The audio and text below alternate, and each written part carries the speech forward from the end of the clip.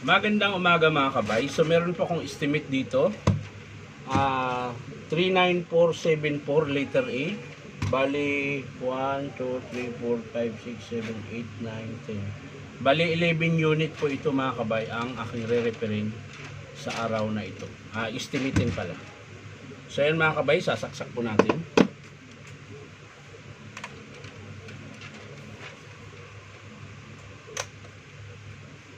So gumagana siya pero mabagal, mahinang mahina. Tapos yung adjustan niya mga kabay hindi gumagana. Lagi lang siyang laging umiinit, wala yung hangin lang. Ayan. So titingnan natin sa loob mga kabay kung bakit ganun ka bagal yung ikot niya. Para siyang nababarahan. So tara mga kabay, samahan niyo po. Titingnan po natin. So mga kabay, nakalas ko na po yung screw. So bubuksan na po natin. Ayan, yun, ang daming dumi. Inipis po, ayan o. Mapapansin nyo. Ang dami pong tain ng ipis. So titingnan natin mga kabay. Tatakpak natin sa basurahan. Yun, ang dami.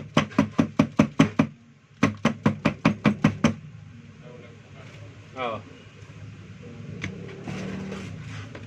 Diyan.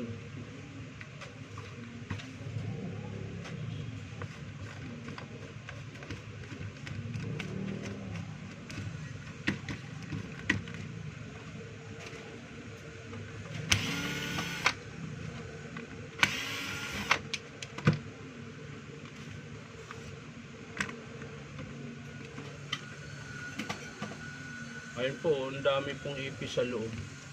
Yung mga maliliit na ipis. Yung pala yung nangangamoy, nasusunog.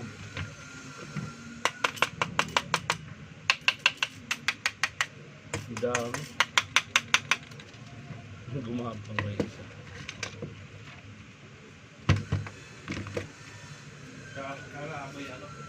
May nasusunog na buhok. Kaya pala eh.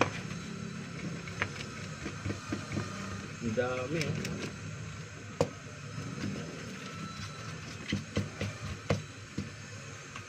So papaanda rin natin ulit mga kabay kung mabagal pa rin ba yung ikot niya. So kung ganun pa rin mga kabay mangyayari, magpapalit tayo na motor. So titesting natin ulit. Pagkatapos natin tanggalin yung mga ipis na maliliit. Saan yung switch niya? Nawala na. Laglag.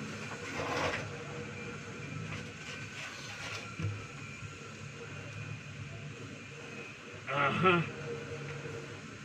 So yan mga kabay, titesting natin ulit.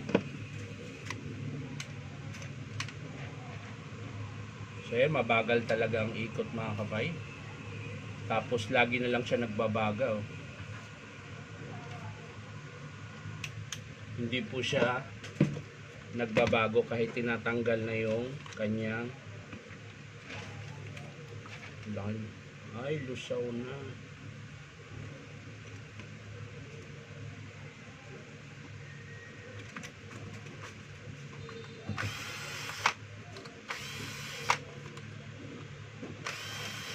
Dito po yan sa element mga kabay, parang nagdikit-dikit na siya.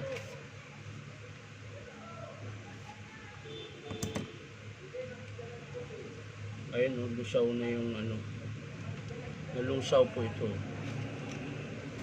Pero bakit ayaw mabawasan yung kanyang. So yan mga kabay, tinik ko maigi yung kanyang motor. Wala naman pong problema dito dahil mahaba po yung carbon ng motor niya, kabilaan. So dito lang po yung nakitaan ko ng problema, itong element, nalusaw po yung parang anong tawag ba nito? Parang ceramic yata ang tawag. Tapos yung kanyang PCB board. Ayan. Dahil po siguro sa tawag nito, tinirhan ng ipis, yung maliliit na ipis, kaya siguro nasira.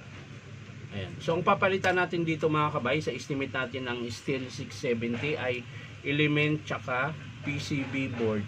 Yan po yung papalitan natin. So sa switch niya mga kabay, okay pa naman. Ayan. Sa motor, ganun din. Kala ko kanina nabarahan lang kaya mabagal. Hindi po. Dahil dito po yun.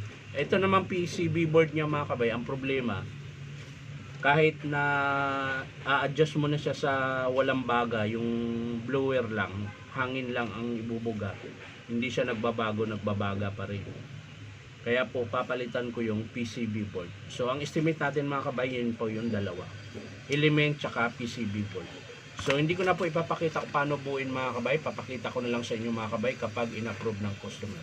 So maraming salamat mga kabay sa panonood at pa-like and share na rin po. At baka naman po pwede makahingi sa inyo ng isang subscribe sa aking YouTube account na yung kabay. So maraming salamat mga kabay. Bye bye.